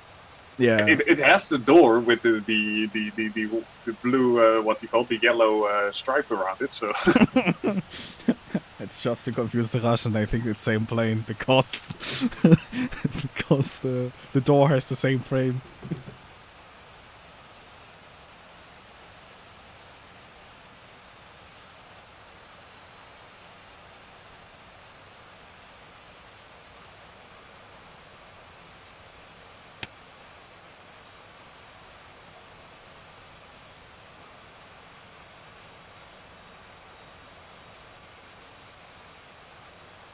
Yeah.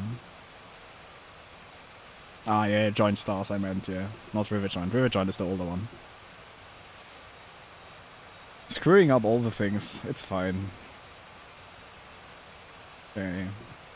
So, is everyone spawned in? I think they're taking off. What? Oh, no, they're just rolling up the wrong way. Never mind. Go back into my cave. We're not at sufficient speed for...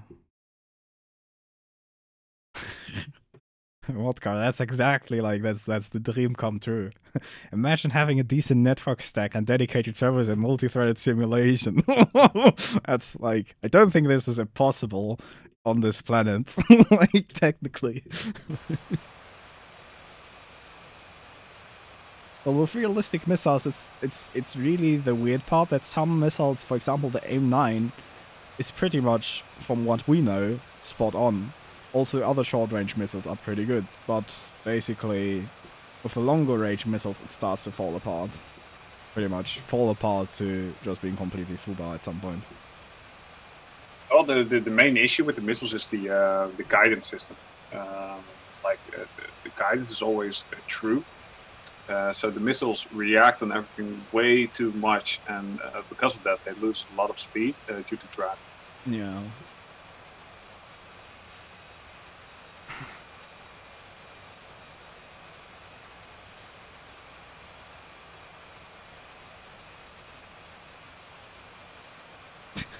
Because of the camo that the 51st uses, I actually thought for a second Malta was flying a MiG-29. Because looking at head-on, like the cockpit looks kinda similar, it's also a dual vertical stabilizer plane, and then I just noticed the wings are way too wide for MiG-29. And the MiG-29... Oh, Malta is back? Yeah, Malta is back. And... yeah. The DCS MiG-29 often on server uses like camo which has a similar color to that of that skin that Malta uses in that case.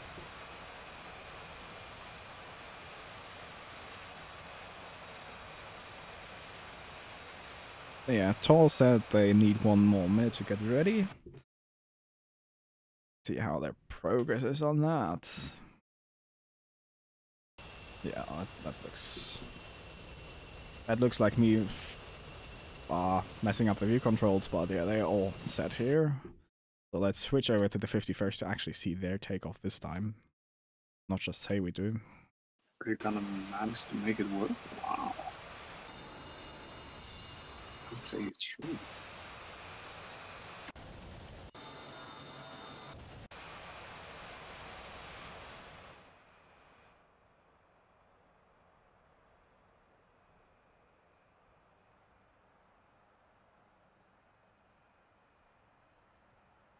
Yeah, actually it's going to work this time. So yeah, I'm happy. Delivering on promises.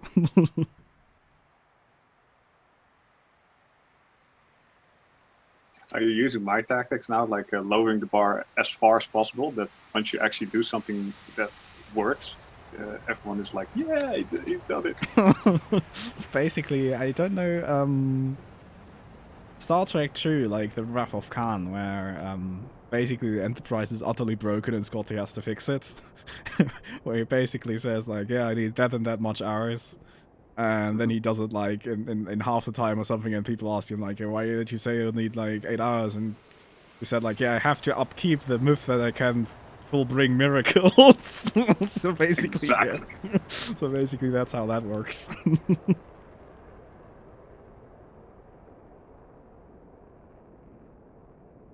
So yeah, here we go. The obligatory 2-3 ship takeoff from 51st. Let's see how TAW's doing on the other end of the map. 4 ship. 4 ship, Jesus. 4 ship F-15s with 2 ship flankers in the back. Also pretty much similar to what we saw last time. Basically, the interesting part is going to be, do we see another round like the first round, where it's a prolonged engagement and only goes down basically in the end, or are we going to see another very fast-paced round? I would bet that both teams at this point are kinda cautious, and they're going to fly more of a conservative round like the first one. Well, if I were the TAW, I'd go for the same tactic, and if I was the 51st, I'd try to do the first round again. So surprising assessment, yours. Yeah, like don't make it too complicated. Like TAW just gonna bunch it up if I were them, and 51st is gonna try to keep the distance bigger. Like the distance works for him, like keeping things organized and drag it out. TAW apparently is a more balls deep group that basically just wants to go. Yeah.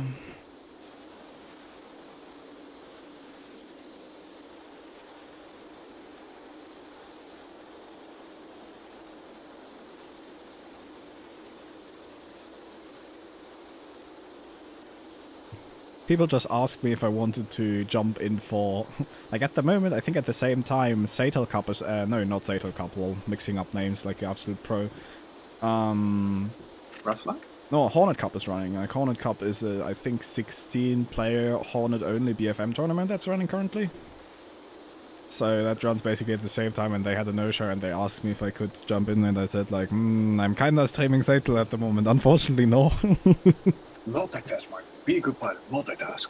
Well, yeah, sure. Fly BFM compute, like, just switch the SATAL stream over to the virtual machine, like DCS instance-wise, and then fly fly BFM tournament at the same time while commenting on the other. I think that's going to work out really well. For sure. I see the problem.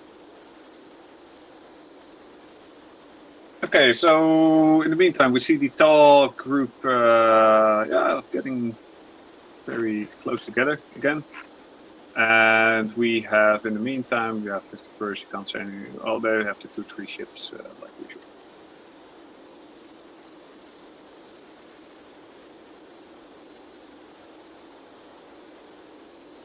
I'm really wondering what happened in the second round with the 51st. Like, they dropped, like, they went from being very, very organized to nothing in like, I can't explain. I mean, they had to switch out Rage and Malta. I don't know how much in preparation and etc. did mix up things there. But apart from that, I agree that's a fairly untypical reaction for 51st, but that's what I said in the past, basically. For winning against the 51st, you pretty much have to throw them off balance and basically use the organization they do against them. Like, as weird as that sounds, but organization always requires a fairly interconnected mode of communication. People have to be very aware of what's happening around them. And if you basically can throw them off balance in the first action like that, what happened there, that they basically lost 2 pilots, like basically within 10 seconds. Then, when you then keep the push on and basically push faster, then the other side can reorganize and basically communicate the situation, you basically have a fairly good chance of winning it. Because if the other... Yeah, but what I don't understand is, normally what the 51st does is they shoot the ERs from longer range, say 20 miles, and they most of the time they don't even support them if they have a missile incoming. They go cold. This time they went into the notch, trying to outperform the missiles and go back in, and that's so unlike them from all the previous matches. Yeah, I agree. It's yeah, atypical indeed. Basically, they both. I think it was Frosty and X-Man who got called out. Normally they go cold, but this time they just stay there. It's like the 2 times the notch filled in under 10 seconds. Oh. Okay, this time the 51st is also splitting very early. It could also be that the last time they... Don't know if they did the separation a little bit late. This time they are separating very early at 75 nautical miles. Well, it went alright at first, but I think it went wrong once they wanted to drag those J11s out of the mountains to know where they are. Because they all flew cold, and then they turned hot at 10 miles, like TAW was staying close to them, and I think they misjudged something there. Mm. Yeah, Build a Mars. The last round was so quick that you could easily miss it pretty much, like what actually happened. It went down really fast. The first round was like 35 minutes combat. Second round was like 5? Something like that, if at all. If not. TAW is kind of tracking with a more western offset along the ridge lines. It's still flying high though. So... This time also it seems like the 51st is more coming to TAW than the other way around. I think TAW doesn't want to repeat fighting on the northern end of the mountains, where 51st has the better AWACS picture. Would they want to fly in the mountains? Because as you saw, once they're not in the mountains, they have the advantage. It was insane though that Technotinium could stay in between them for like. It was like, what is happening? He just passed 3 guys. Like, how is he not dead? And then that AIM-9 which flew formation with him, and I'm like, what? What is happening? It's the new trees. Yeah. I mean, if you had a sight of 1 or 2 of the enemies there, the match could have gone. Yeah, it could have switched it around pretty fast, but he didn't. Also, good instance to show that data link doesn't always work, because if he had data link of those targets, I'm pretty sure he would have shot them. Trademark. TAW still in an offset, now turning in. They're not going for the high speed approach again though. Which is sad. I don't approve of this as Ministry of Space Defense. And I tell you, basically Trump announced the Space Force after the match we had against the 36th. It was clearly reaction to my to my space the shuttle. president is watching now. Okay. Basically, exactly. That's kind of troublesome. Now I'm starting to reevaluate my life choices. Okay, I mean, coming up on already. Okay, we had 30. Okay, that's actually a 32-mile launch. Technotinium actually responding to that with another defensive shot. Saw an ER coming at Yaga. In the south, the engagement is still pretty calm, but again, TAW's not as bunched up as last time. Last time they had response from Yaga. an ET. Very long. Basically, they would have to run hot, and it's still 20 nautical miles away. Like the ER could make that range, but not if you start cranking like even 10 degrees off. Yeah, that's why I don't quite get why you do a defensive shot with an ET at that range. I get why you would do it on the F-15s, just because to deny the close-in AIM-120 shots for the F-15s to stay hot. But yeah, on the flank, I don't see why. We've got an ER coming in on dark side Rob though. Not where? Ah. No, advantage. See another ET coming at, I believe is Pearls, but that's a 12 nautical mile cold shot. Or is it on the missile? Oh, hang on. TAW is going up to the center, basically splitting Frosty and Slutcher off from Yaga and Technotinium. Yeah, indeed, but I'm not sure that's actually an advantage for TAW. No. I'm not saying this because now they're gonna have to fight on two sides possibly. Yeah, but especially I think with they Malta and X-Men coming in. I think Sinek is more. Let me see. That AIM-120 was 10 miles. That could be in trouble. I don't think so. Nice, cool. Yeah, they are aware of the situation though. Alphenroe, Darkside Rob. No, Alphenroe actually switched to the Northern 3 ship. Darkside Rob, Squirrels, and Red Caustics are focusing down the left group. Alphenroe with another. Malta and X-Men be able to put out enough missiles for 4 guys. Like Malta is now flanking. He's flying into the knife from Sinek. He's going cold actually. So it's going to be a little bit dangerous for him. If TAW now presses on the left group, this could be over very soon. Yeah, I'm still not sure which side I would actually put as the advantage here, because now TAW has basically 3 ship pushing from the north more or less. How high from Yaga on Sinek? If this missile tracks on Sinek. No. It was a bearing only. Oh, did it track last minute? He's flaring. That could be too late if it's close. But I think it's out of energy. Yep. Oh, passing. Yeah, it was a bearing only launch. You saw it was completely tracking straight before he even flared. He didn't have tone yet. What I'd like to see now from the 51st GCI is make that right group, so let's say the Charlie group, go a little bit more east and basically have TAW going into 2 directions of defense. The interesting part is that we basically see this engagement, everyone is below 10,000. Like, anyone over 10,000 is there more or less by accident at this point. They're all fighting low. We see 51st being more conservative again, like the first round. So that's the form. But TAW is starting to drag him, I think. I don't know. Like 4 guys flying. Yaga's going to merge here. Yaga's going to merge.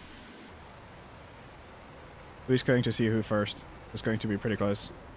Yeah, he has him. He is visual. He comes an R73 and an R77. Bye-bye. That should track, unless it's mountain. Okay, here comes an R73 shot.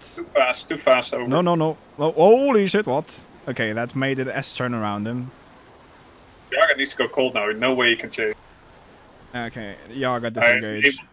From Red Core 6 in defense of Alpha. Slutcher's also going to merge, but he's no visual. He's flaring, but he's no visual. Oh no, he launched, and both missed.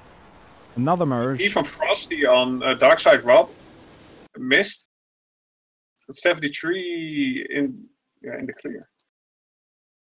So Frosty now under attack by AIM-120 on S6. Yeah, this is he's gone. That's a whole. He can defeat it, but he's going cold. That's You need these close, and you need to seek a defeat. Notch. He knows that, but like it's very easy in this very bunched up situations to basically Slutcher. TAW has also gone down, I think. They are. Let me see. Slutcher is under attack. I don't know what he launched, but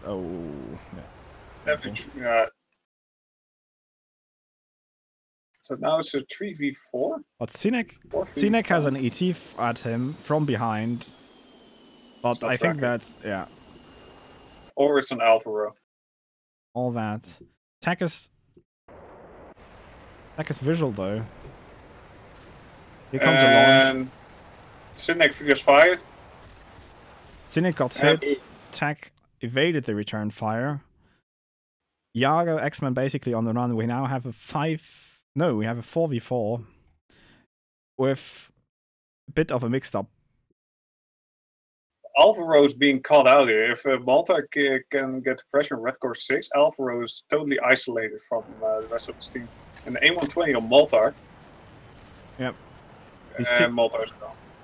Yeah, he tried to notch it, but yeah, it was a hard to defeat angle. A120 on tech, but I think that could be line of sighted here. Yeah, terrain going to Alvaro just passed Yaga. Alvaro is turning in for Yaga, and Technotinium is firing on Alvaro in the meantime. So good mutual support there. X-Men should now be focusing on Red Core 6. Yep. Okay, Yaga has 1 R27ER and 2 R73. Aim 9 from Red Core 6 on Technotinium. I think that's... Oh, that's going to be a close one. He's fine. Yep, and X-Man took out the tall guy. Yaga now training on... Yeah, the guy over the horizon, he has visual. I think the other guy doesn't know. I think this is a situation of... This is IRC, because otherwise the other guy would have been freaked out already. Because he's basically in his face right now. Yeah, here we go. Got a little bit too dragged out. Yeah, but for a moment they really had 51st on the run. This was a very tense round. I hope X-Men... I hope we don't see... X-Men was kind of turning in for Yaga here, but I think it's fine. What has Squirrels left for stalls? Squirrels has 2 ETs, 2 R77s, 4 R73, so he actually has quite some stalls left for 4 planes. Yeah, he's been out of the fight basically the entire fight.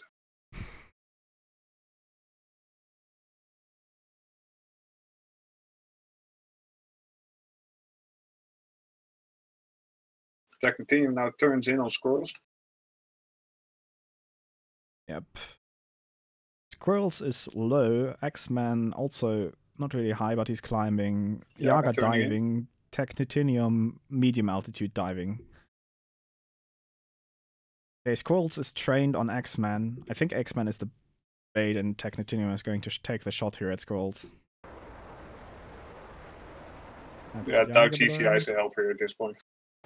Yeah, X-Man has 1 ER, 1 ET left. ET on X-Man.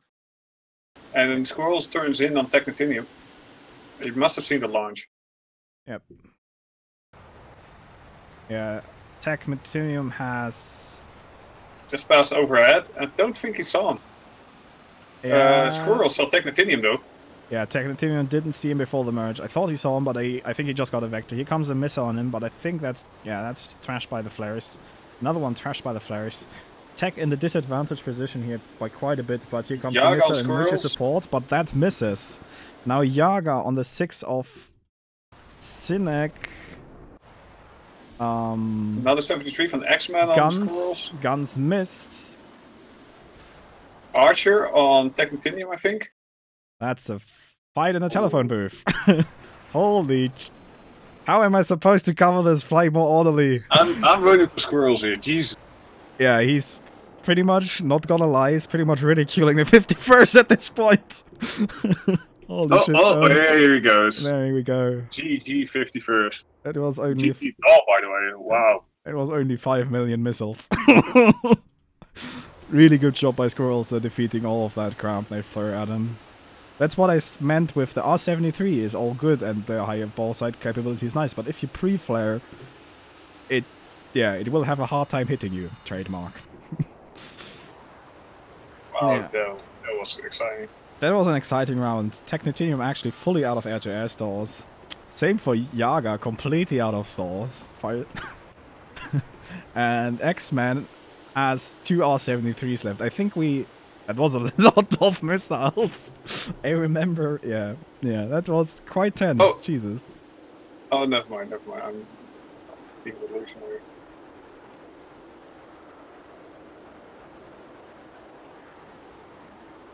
Yeah, in my opinion, what basically happened there was Alvaro got separated from his group. Red Core 6 focused on Malta, and they basically cut out Alvaro, and the whole ball started rolling from there on.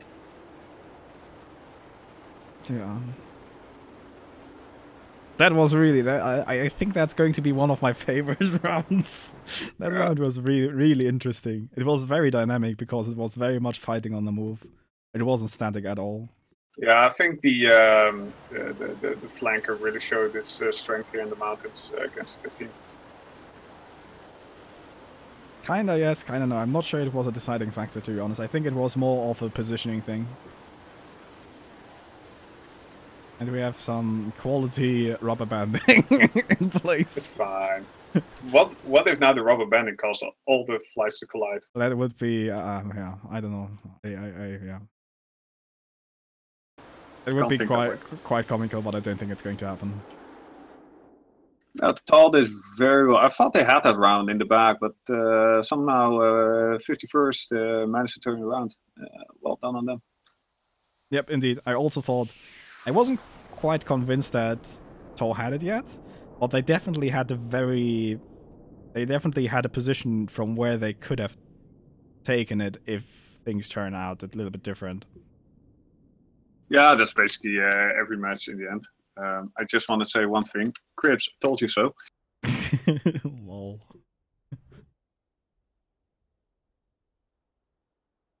Yeah.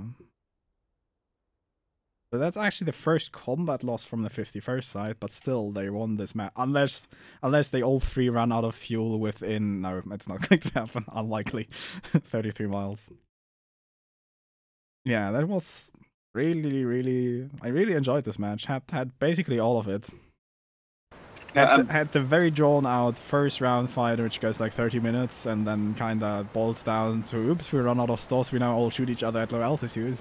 Then we had the round where one side basically got pretty much overrun more or less after one incident throwing them off balance, and then we had the third round, which was very dynamic and had very much like I don't know how it's called in English, like rope pulling, where like both sides, people are pulling on a rope, and whoever like pulls a middle marker over another marker basically wins. And I don't know, I'm bad at explaining things. But yeah. Yeah, it's like Bill DeMars actually said in chat, like I think it was Bill DeMar, like 51st, Jofo said 87. That TAW was one of the teams that could beat 51st, and I totally agree with that. The other team I back for that is SF. I think those are the two teams that could really go far. Yeah, but 51st seems to be the favorite once more. Yep, indeed.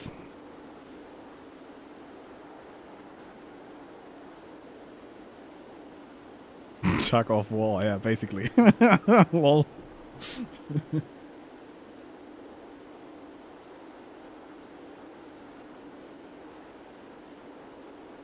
Yeah, but you could really see, like, as long as the 51st stay in that passive, well, I say passive, but more cautious approach, they're far more lethal than what they did the second round.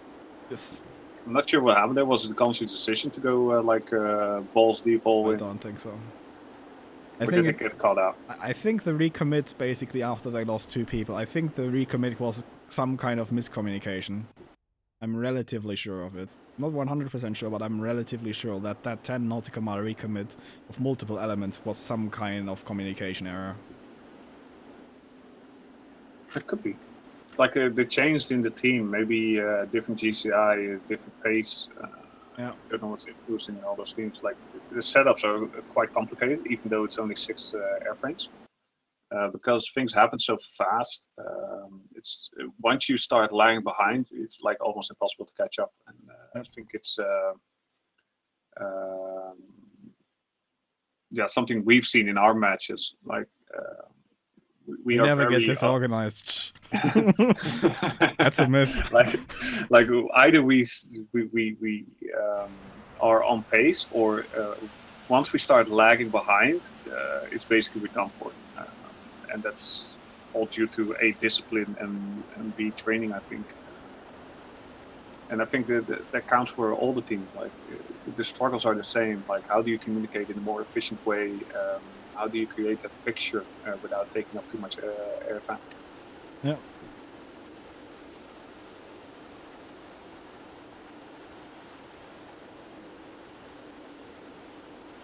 Toast is at least not being biased in chat.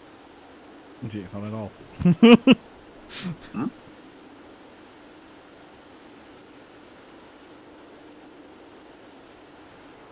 Toast in chat says RV is doing pretty well, so give yourself some credit. Yeah, we've done pretty well. I think if I'm speaking for myself, we surprised ourselves a little in how we were doing. But we also got very lucky once or twice. Yes. Definitely. Basically, RV is trying to control entropy. It's going surprisingly well so far. I mean, I need some medication after every match, but. Yep.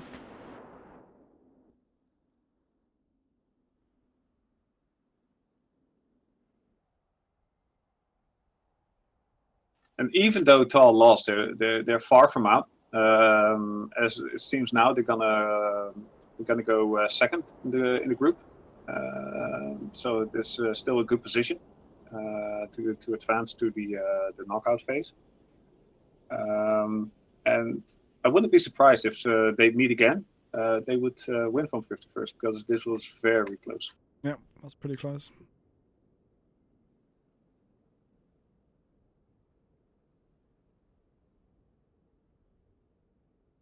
So did the stream die about 50 times halfway? No, we actually now again, while they're landing, have a phase of, like, for the entire fight it was completely fine, no packet loss whatsoever. I've no change in upstream behavior, the traffic is exactly the same, but still we're dropping frames again at a pretty high rate, so I don't know. Blame Twitch. Like, it's not even Twitch, I think it's something with Restream they don't like. Okay, As long as J-Man doesn't crash on takeoff, well, he actually managed during training for crosswind takeoff and landing to break off the left vertical stabilizer, like the vertical stabilizer, not the horizontal one, during takeoff while surviving. Like, we're still not quite sure how he lost the vertical one while taking off, where the vertical one should, like, point upwards more or less at a 90-degree angle. So, yeah, J-Man definitely has creative ways of destroying aircraft hardware.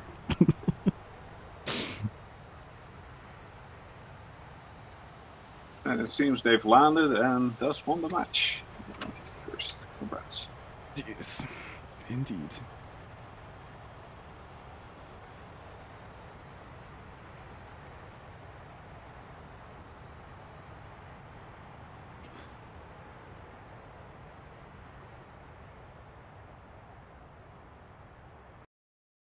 Nope, gerade nicht. 5 bis 10 Minuten.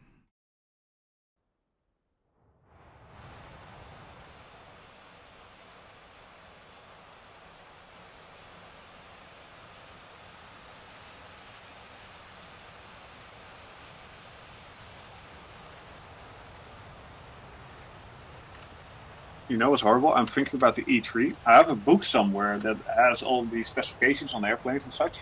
And I had it in my hands 2 days ago, and now I can't find it. Tragic. We're never gonna know what these antennas are, what they are for. Oh yeah, I'm gonna find it out. I like, if you need it, you don't know where it is, but I'm gonna bet you I'm gonna stumble over it as soon as that's. Probably.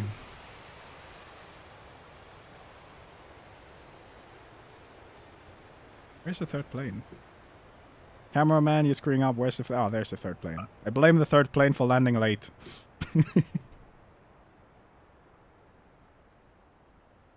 Blame the Chinese.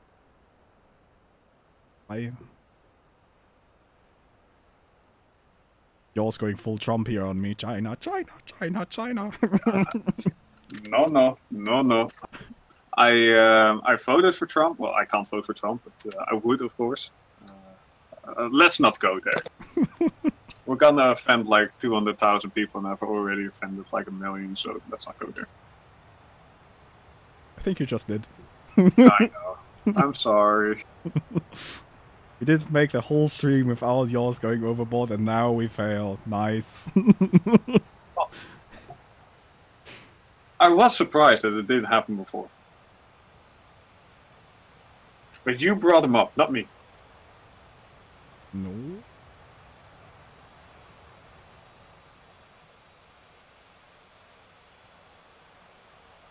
nice family picture here.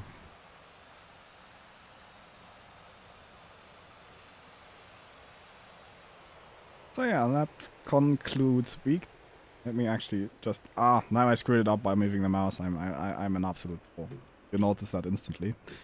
I'm going to update the score here. Hold close down the server.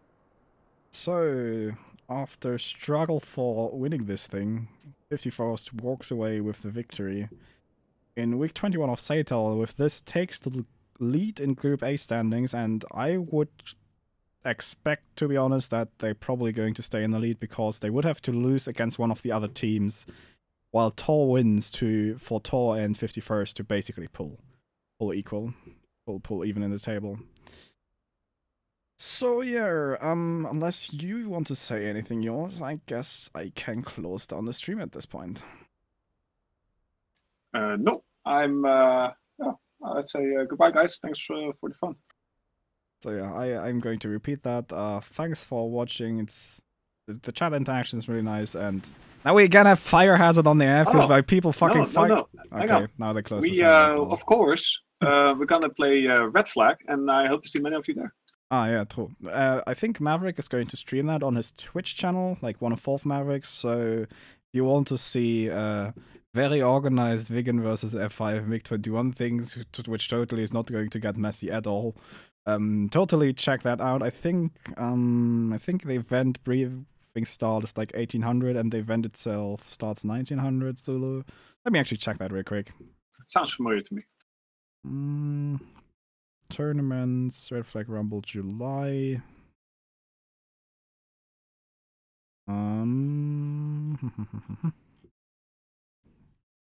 Event starts at 1900 Zulu, indeed. So somewhere around 1900 Zulu, you should be able to catch that on one of 4th Mavericks' Twitch channel. So thanks again for watching, and see you next week or later.